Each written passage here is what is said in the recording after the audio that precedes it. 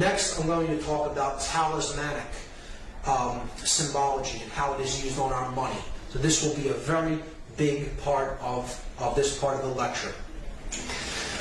This symbol is one of the most important symbols in all symbology. It is the most prominent symbol on our $1 bill. It is one of the most viewed symbols on Earth. And very few people understand what it really means. I'm going to break it completely down from top to bottom and go through each element and attempt to explain it as fully and as clearly as possible. This is the symbol of all the mystery traditions. Okay? Very simply, it is the symbol of all occultism. Of course, it is Egyptian in its thematic representation, its symbolic representation. It is Egyptian, and there is a reason for that. We see the elements of the symbol being the words Anuit Coeptus at the top. Then we have a pyramid with its capstone missing. The capstone is cut off, so it is an incomplete pyramid. Atop the pyramid, as a two-dimensional slit in the sky, it could be seen, a two-dimensional opening or a rift in the sky. From behind that, we see an eye, and that eye is bathed in light. The pyramid is comprised of 13 courses of brick, the bottom of which has a date inscribed on it in Roman numerals, 9 Roman numerals. There is then a sash with the words Novus Ordo Seclorum written on it at the bottom. So we have to understand each element. Each element is here not by accident, it is there by design, and the makers of this sigil, because that's what this is a sigil, which is comprised of many symbols, put nothing on it by accident. And everything has a meaning in this. So let's start to break down the symbols one at a time. Anuit Coeptus is Latin. It means, Anuit means to favor or to look favorably upon. Coeptus is an enterprise, an undertaking, or a project, a work in progress, you could say. So Anuit Coeptus means he favors, could mean she favors, it favors, our project. He favors our work. He favors our work in progress. Okay? So, he favors our work is a good translation. Novus Ordo Seclorum is often hotly contested as to its meaning. Novus means new, Ordo means order or way, and Seclorum is the debated word. So I go to a Latin dictionary and I look up the word Saeclorum, S-A-E-C-O-L-O-R-U-M.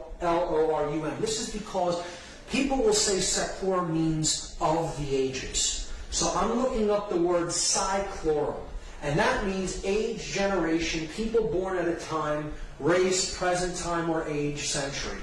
So if this phrase said the new order of the ages, we should see an A in between that S and E there. It would say Novus Ordo Saeclorum, but it says Seclorum. So clearly that's not the definition. Many people will say that that's what it means. It does not mean of the ages. Okay? The word Seclorum is put into a Latin dictionary, and then you see it is a word modification, a truncation. CL is derived from CUL. So an internal CL might be rendered by CUL, thus giving us seculorum. And seculum, seculi, is a noun that means world, universe. Secular, temporal, earthly, or worldly affairs, cares, or temptation. So, clearly, I think this can be solved and agreed upon once and for all, so we don't have to hear this incorrect, connotatively incorrect translation, the new order of the ages. This phrase clearly says New World Order. And that's it. That's what it says. Let's lay this to rest once and for all. Okay? So, he favors our work, the New World Order. And you have an eye in the triangle looking out from another dimension of space into our realm. The light is pouring through the scene from that realm, and a pyramid is being built. So, he favors our work, the New World Order. Who favors the work? What is the work? And what is the New World Order? So, clearly, this is the being that favors the work. This project is the work that's being done. Okay, this is the incomplete project. This is the date that the project could be begun or finished, depending on how we look at the seal. So, we have to understand a little bit about Egyptian cosmology and the main solar god, the solar disk, which we looked at as Horus, as Ra. Set is the dark incarnation of it. Really, all of these principles could be encapsulated as one solar god known as Aten, or Aton. Depending on the spelling, it could be spelled A-T-O-N or A-T-E-N. So, Akhenaten of 18th dynasty Egypt was actually named after this. He's a pharaoh of 18th dynasty. He brought in the concept into Egyptian cosmology of a one God that is the overarching ruling aspect of everything, known as the Aten. And he named himself after this god. Akhenaten means the spirit of the Aten, the solar god. So that is the being here, the Aten. Now that could mean a couple of things depending on how we look at this symbol. But let's just let it be seen as it is the solar principle, the solar god, the god of light, the bringer of light. So it could be also seen as the word Lucifer. Lucifer comes from two Latin words, lux meaning light, and fere meaning to bear or to bring or to carry. So it is the bringer, the carrier of light. Now, this could mean two different things. We have to understand that Lucifer and the Aten are the same basic principle, the same symbolic principle, and they are essentially, they are a dual god. There is a light aspect of the sun god, the one that brings true light of awareness. And then there is the dark aspect of light. So one can be truly illuminated and really possess the light, really possess the knowledge, and then there is one who can be born into the dark light. Those who have knowledge of how things really work, but the way they're using it is for the ego. Being my will be done because I view myself as God and separate from everyone else, and I am out there to manipulate and rule them. So either way you look at that symbol there, it is the Aten or Lucifer. It doesn't matter whether you're looking at that symbolically as positive or negative, and I will go over both interpretations, both the positive and negative.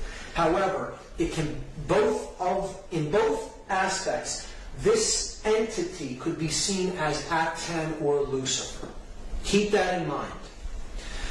If you take the compass and square symbol and place the apex at the top of this symbol and the base at the same base level where the pyramid meets the ground, you're going to see a very interesting thing emerge. If we just trace the 5 points of the compasses and squares, the 2 compasses, the 2 edges of the square, and then the middle part that both share, the line of symmetry between them. So we go down the compass edges, and we see that the compass points point to 2 letters, the two end letters of this sash, okay? N and M. N from Novus, M in Seclorum. Then we go up the place where the square is used to measure from, the inside edge of the square. And we see that that also points to two letters, and they are also both on the opposite edge of this phrase, Anuit Coeptus. So we have the A in Anuit and the S in Coeptus. And now we come down the horizontal axis of symmetry. And we see it reaches one letter that is exactly in the middle of the sash, the O from Urdu. These 5 letters, if rearranged, are an anagram for the word Mason, M-A-S-O-N. And this is the symbol of all Masonry. It is the symbol of all builders. And who are the builders? We all are the builders. We are all collectively on this planet the co-creators of our collective experience. Whether we are doing that creation unconsciously or consciously creating our experience, we are the builders of this world. And this is what we've built it into, what we currently have right now. So, who are the builders? We are the builders. But there's 2 different types of masons. See, there are masons that build with stone. They build the pyramid upward. They're building with stone. If you connect these 5 symbols as they are connotatively used in this seal, they form an inverted, skewed pentagram.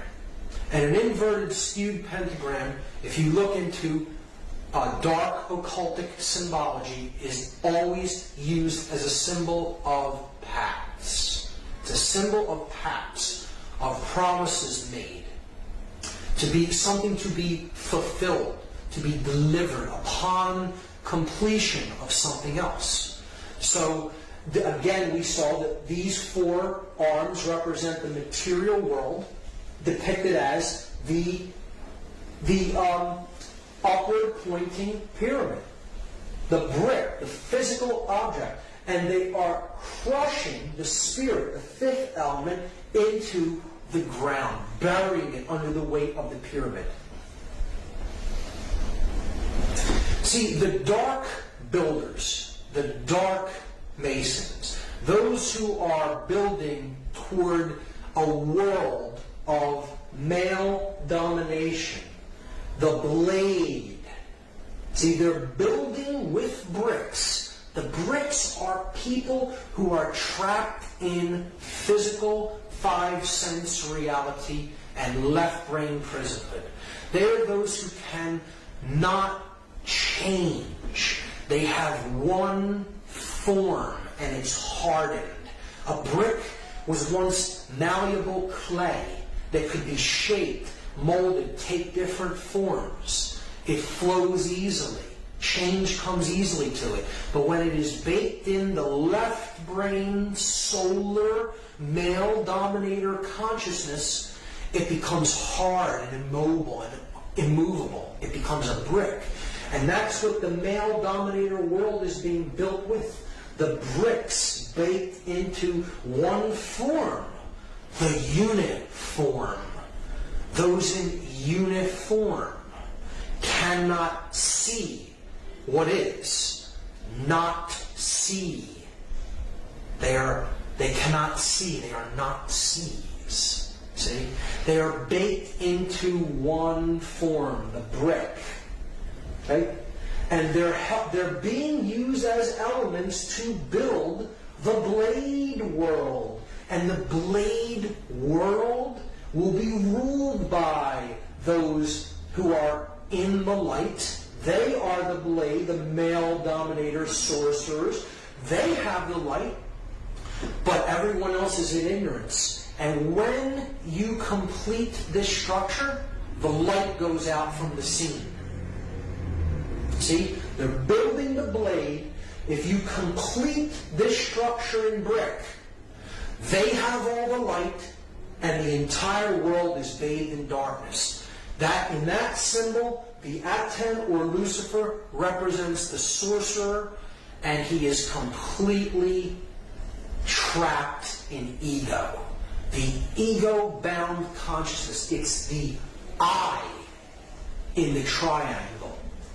I am God, the sorcerer says to the world. And I will make everyone in this world and the entire world in my own image and likeness. But I will have all the light, and the light will be blocked out to those in ignorance and in one form.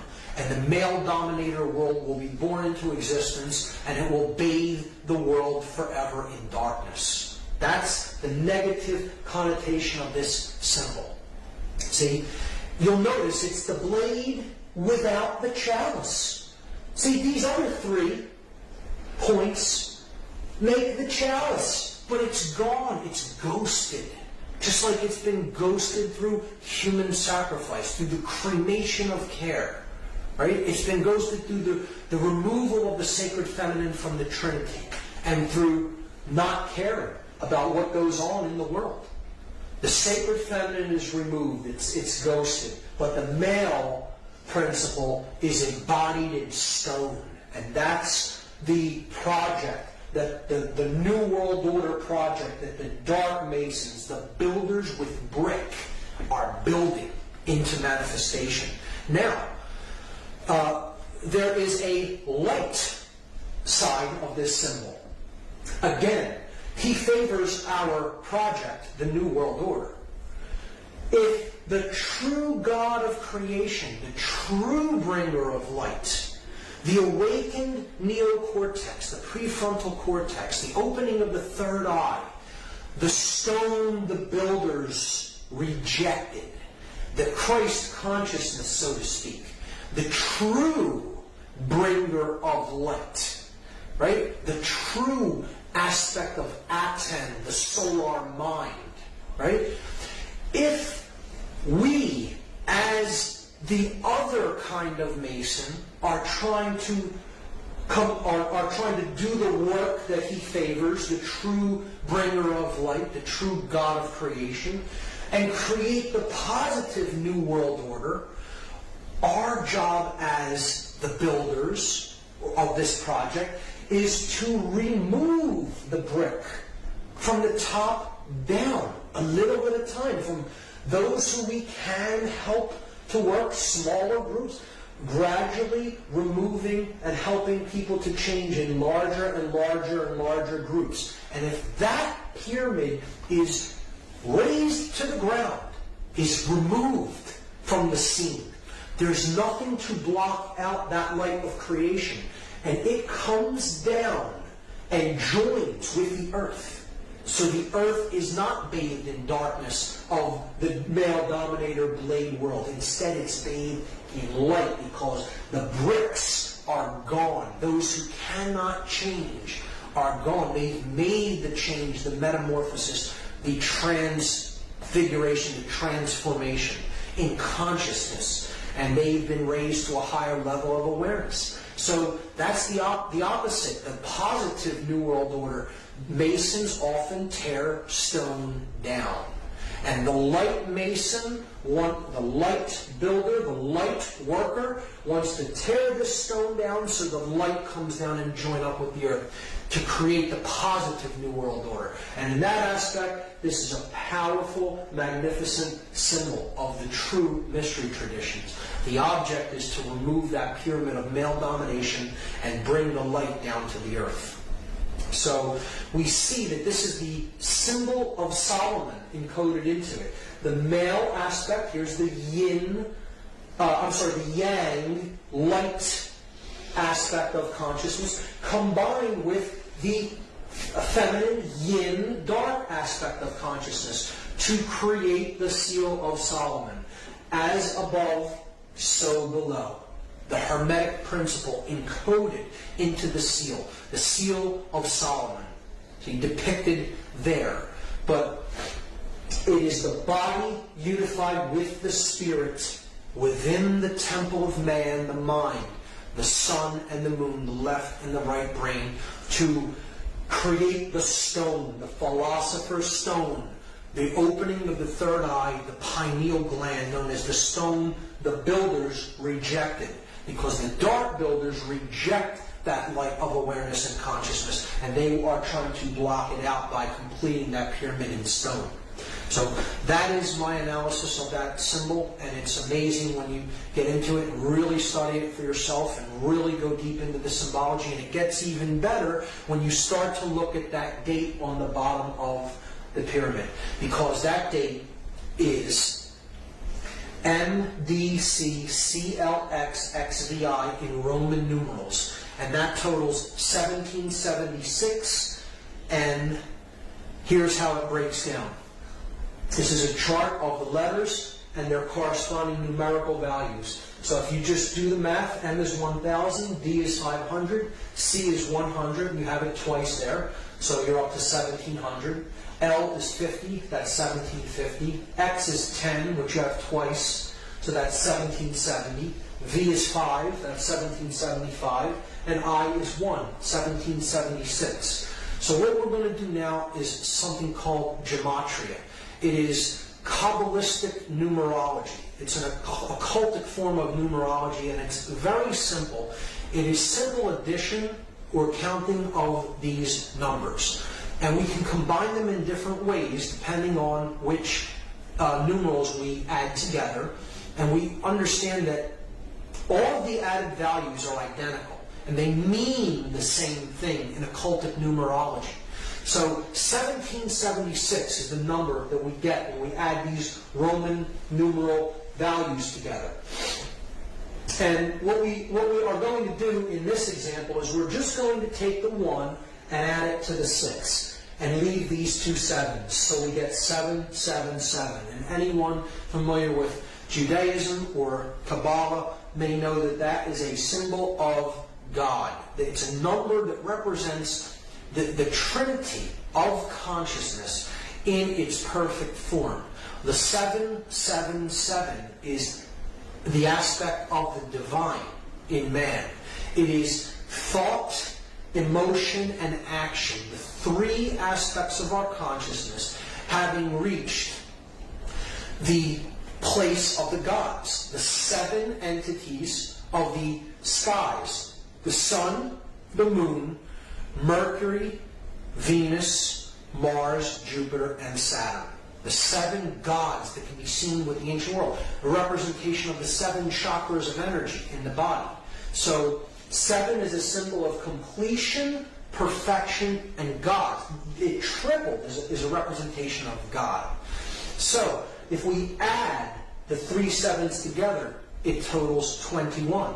And 2 plus 1, this is the parents and the child.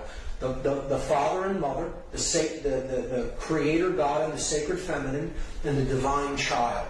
And then that totals 3. 2 plus 1 is 3. So all of these values can be seen as identical, or they mean the same thing. They are numbers that represent God, or completion, perfection. The divine has been awakened and realized. So, they can be used interchangeably in systems of occultism. And again, 3 being the number of unity, of unification of thought, emotion, and action, the triune being, the 3-in-1 God, right? The Trinity. So, what I'm going to do in this study of gematria is I'm going to take these letters, because gematria is a combination of geometry and mathematics. Geometry, earth, this measure of things, the measure of the earth, the mother, right? And matria, mathematics, the mother science, after Ma'at from Egypt, the mother goddess. So gematria is a combination of geometry and mathematics. So we have all the elements in place. We have the math aspect is covered by the Roman numerals that represent value or mathematics, and we have the shape that's given by the triangle shape or the pyramid shape. So we're just going to combine the two by taking, we have 9 letters, and we're given a shape that has three vertices. So we're just going to duplicate the shape 3 times, and we're going to place the letters at the vertices of the shape. So we'll start with M and put it at the top of the first triangle, and then D, C at the base, and then repeat it 3 times. M, D, C, C, L, X, X, V, I. And now we're going to substitute the numerical values for the Roman numerals. So we get this. We get 1,000, 500, 100. 100, 50, 10. 10, 5, 1. So you see a pattern emerge there. At the top of the pyramid, in every example, we see a clear pattern. 1,110. Now, in mathematics, those are known as powers of 10, or powers of 10, at 10, powers of at 10, at the top of the pyramid. Because at 10, no matter how you look at it, is at the top of the pyramid. This is a play on words that works out in the English language, and it is not an accident. These are perfect numbers of base 10 numerology, base 10 mathematics. And the powers of a 10, the powers of at 10, are indeed at the top of the pyramid. At the bottom of the pyramid, we have 500, 100, 50, 10, 5, and 1. If we add those for each base, we have 600 at the base here and 1,000 at the top. 60 at the base here, 100 at the top. 6 at the base here, and 10 at the top. We can then simply remove all the zeros, because zeros don't add to anything in gematria. So they can be removed. So we see that it simply boils down to this. 1's at the top, 6's at the bottom. And now we can combine them into one pyramid. And you have at the top 1, 1, 1, where the 3 pillars, the 3 aspects of consciousness, thought, emotion, and action, the 3 pillars of Freemasonry. At the bottom, 666. 666, the number of beast or base consciousness.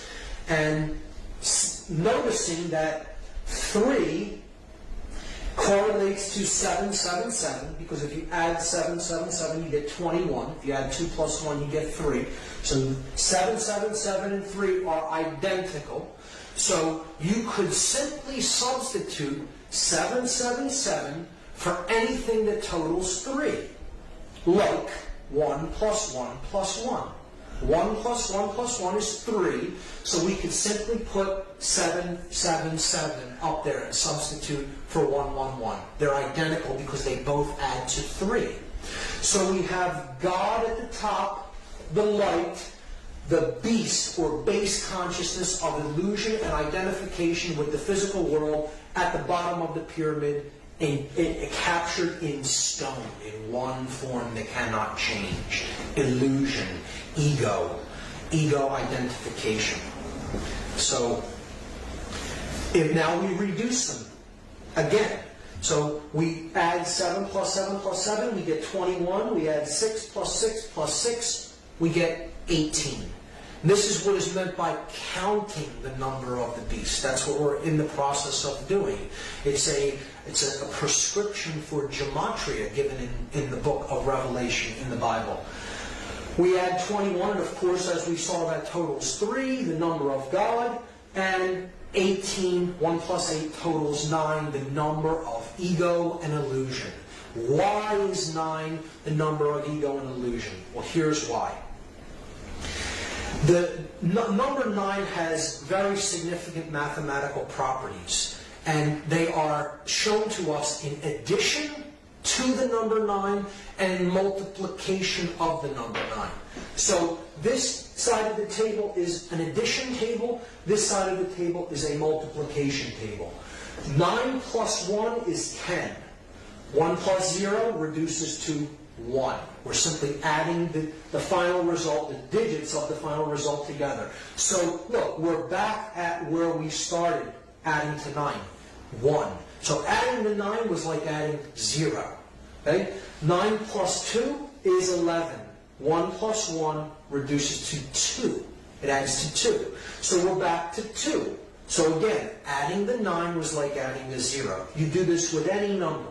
9 plus any number gets you back to the same number once the result is added together, or what is called in gematria reduction. You're reducing a 2-digit, a 3-digit, a 4-digit value down to one number. You will ultimately come back to the same value that you started with, because to add 9 is to add illusion, or to add ego, or to add base consciousness. And when you add the beast, when you add base consciousness, you can never affect any change in value.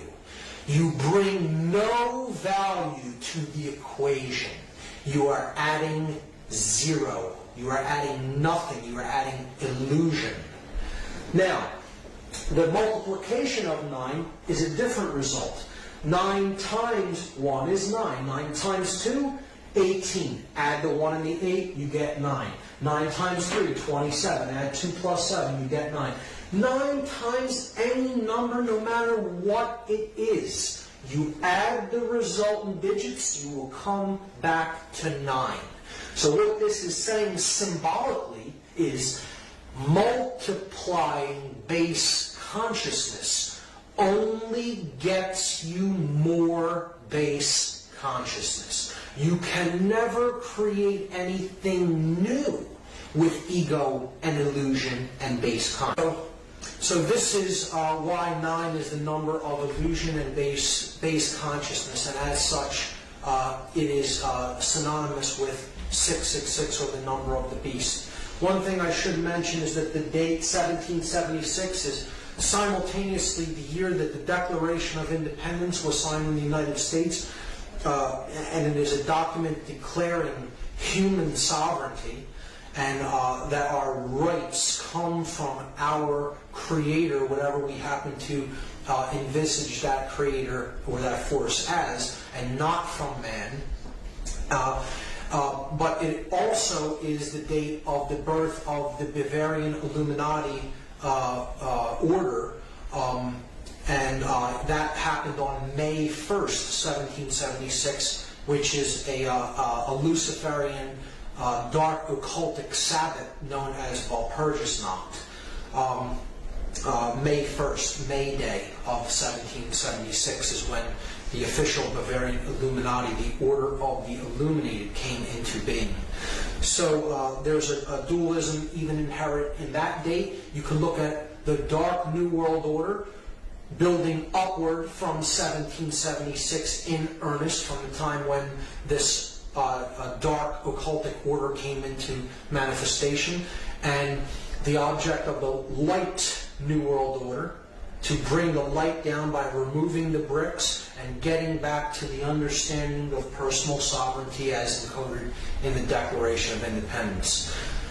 When we look at it, we see that these two numbers, 777 representing God or completion or perfection, and 666 representing illusion or base consciousness, they total 9 and 3, and that brings us to the occultic number 93. To go from the illusion to the real, to go from the illusion to the true source of power, to go from base consciousness to divine consciousness or compassion. And that is the process of going from the 9 to the 3, because the 9 drops away, it's illusion. 9 plus 3 is 12. 1 plus 2 goes back to 3. So the 9 falls away, being illusion. To go from the 9 to the 3, and this is a number that represents willpower. We make this journey by an act of personal will. and it is an act of love. Love and will, we will see later, are identical forces.